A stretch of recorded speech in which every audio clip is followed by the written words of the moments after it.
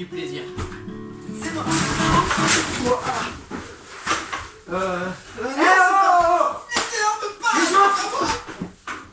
Reviens là! Aujourd'hui, d'où cette intro complètement pétée, je vais vous raconter des bêtises que j'ai fait quand j'étais petit. Ce sont des anecdotes qui vont vraiment vous faire rire. Alors la première, enfin c'est pas vraiment une anecdote, c'est que quand je suis petit, même encore au jour d'aujourd'hui, quand je fais une connerie, j'ai du mal à l'assumer. Et donc la phrase typique que je dis, c'est non c'est pas vrai, c'est pas moi, c'est pas de ma faute, j'ai rien fait. Ça a le don d'énerver de mes proches, tu vois. Je vais pas te le cacher, on m'appelle le Pierre Richard. Je fais souvent des bêtises. J'arrive très fréquemment à casser des choses qui sont incassables.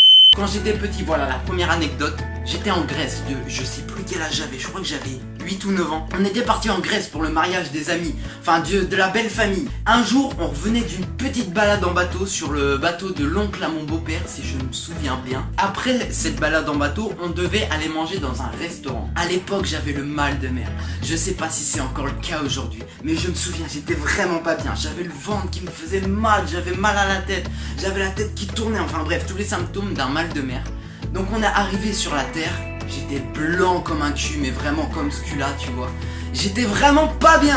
Je me souviens à l'époque on avait pris une voiture de location, donc une voiture pas très chère parce qu'en Grèce ça coûte quand même de l'argent. Et donc j'ai demandé à ma mère, oui maman, est-ce que je peux aller dans la voiture me reposer parce que je me sens pas bien. Ma maman, qui est quand même la meilleure des mamans, m'a répondu très simplement, mais bien sûr, va dans la voiture, tu as mal au ventre, ça arrive, donc va te reposer. Ce qu'il ne fallait pas me faire parce qu'à l'époque, oui, j'étais un peu fourbe.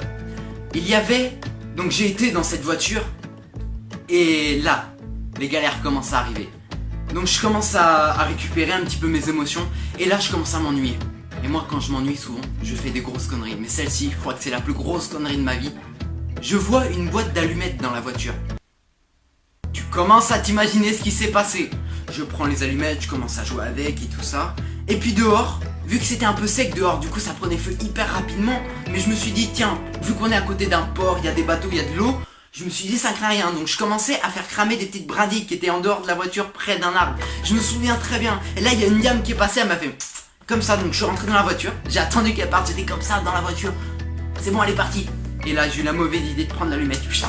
Et puis il a commencé à faire cramer le siège comme ça. Je te jure, j'étais en train de cramer le siège comme ça.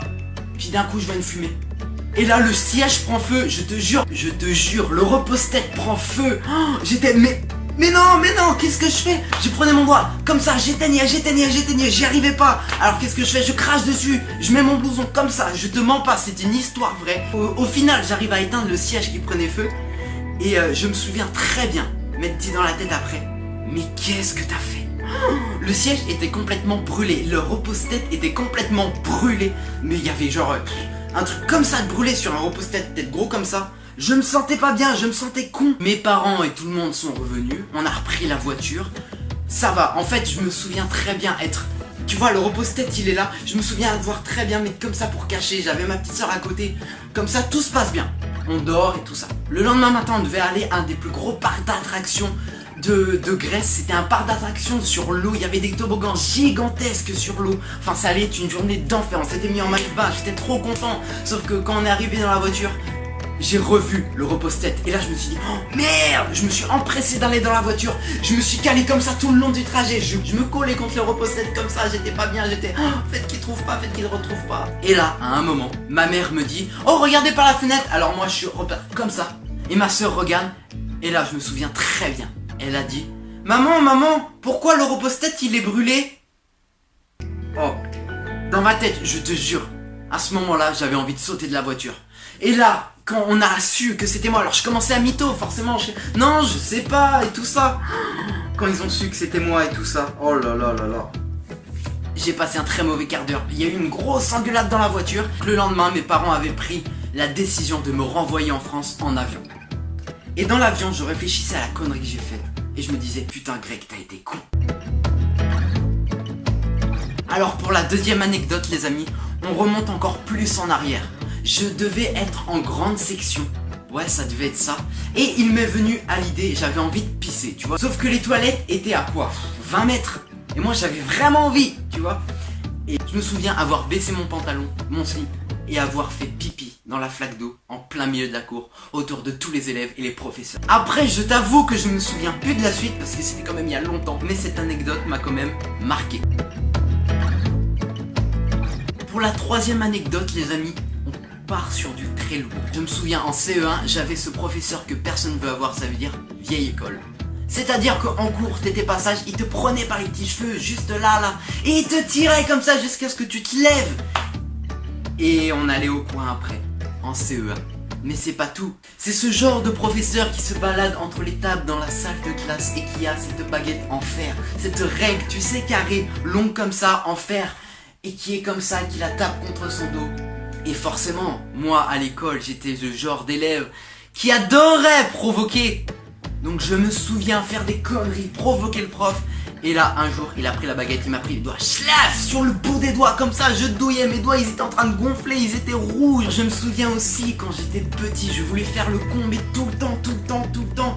Alors par exemple, je faisais tomber mon crayon de couleur, ou mon crayon, je sais plus, et pour le ramasser, une personne normale le ramasse comme ça. Non, moi, je le ramassais comme ça. Je mettais ma jambe comme ça, je le ramassais en bougeant ma jambe comme ça, en bougeant mes bras. Mon professeur, Monsieur Loget, je me souviens, dédicace à lui, grosse dédicace à Monsieur Loget. Je me souviens, elle m'a vu faire ça.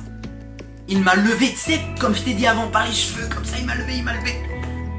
Et il m'a dit, je sais pas ce que je vais faire de toi, mais en attendant, tu vas dans le placard. Et j'ai été tout le reste du cours, c'est-à-dire au moins 35 minutes, j'ai été dans le placard à balai. Il avait fermé le placard à balai. J'étais dans un espace de 1 mètre sur 1 mètre dans le noir. J'étais avec les balais. Je te jure, c'est vrai. Et comme si j'en avais pas eu assez, je m'amusais à ouvrir délicatement la porte coulissante et à passer ma main, à passer ma tête comme ça. Je me souviens à la fin de l'année quand il y a eu le conseil de classe en CE1. Je me souviens très bien ce professeur dire à ma mère: Madame, votre enfant, il est infernal. Je n'ai jamais eu un cas de ce genre en 35 ans de métier. Et ma mère, toute gênée, était là: oui, je suis désolé, il sera puni à la maison. Et le pire, c'est que j'en étais fier de ces conneries. J'en suis encore fier parce que ce sont des conneries que je retiendrai à vie, vraiment. J'ai vraiment aimé vous raconter ces 3 petites anecdotes qui ont bercé mon enfance. Dis-moi dans les commentaires si tu veux un autre épisode. Je ne sais pas encore comment je vais appeler ça. Les amis, on se retrouve. Regarde ce que j'ai. Ouais, vas-y. Mais comment t'as fait ça? Comment tu as fait ça? Paraît que c'est un truc qu'on appuie sur. Vas-y. Comme ça. Mais il se passe quoi là? Les amis, on se retrouve pour une prochaine vidéo. D'ici là, comme d'habitude, portez-vous bien, soyez vous-même, la vie est belle, et peace. Et ce qui est plutôt sympathique avec YouTube, c'est qu'à la fin de mes vidéos, tu peux t'abonner en cliquant juste sur ma gueule là. Eh vas-y, t'inquiète pas, je vais pas avoir mal. Puis si tu veux pas louper mes autres vidéos, ben t'as juste à cliquer là et là. Voilà.